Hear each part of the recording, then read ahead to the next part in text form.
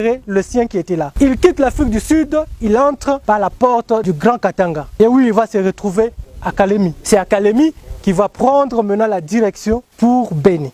Il a été arrêté par vos services de renseignement. Il est en train d'être exploité et dans les jours à venir, il sera devant la justice pour nous dire exactement pourquoi il est ici et pourquoi il a été arrêté dans le rang des ADF. Et je profite pour vous dire que son passeport est là. Ce ne sont pas des choses inventées, ce sont des choses réelles. Et quand nous disons, c'est avec de preuves. Son passeport est là, c'est un passeport tanzanien. Sur la liste des arrêtés, mon général, il y a M.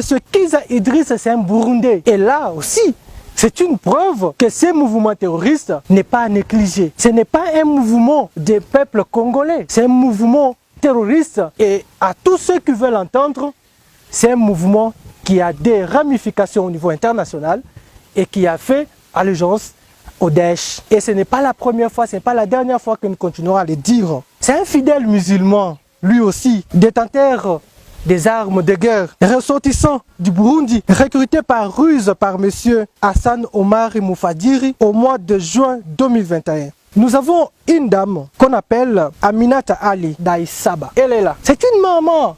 Madame est aussi musulmane, comme vous le voyez, arrêtée par les agents secrets à l'hôtel Semoulik avec ses 4 enfants. En attendant les motards des ADF, qui est M.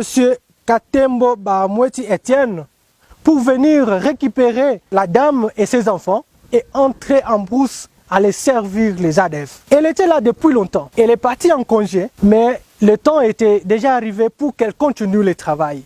C'est pourquoi, avec ses collaborateurs, motard Etienne, qui a été chargé de récupérer la dame à l'hôtel avec ses 4 enfants pour entrer en brousse. Vous allez comprendre que le mal est tellement profond, mon général. C'est grâce à votre armée, c'est grâce aux services spécialisés, coup de chapeau au service, que nous avons aujourd'hui le bilan très glorieux que nous présentons aujourd'hui à votre population.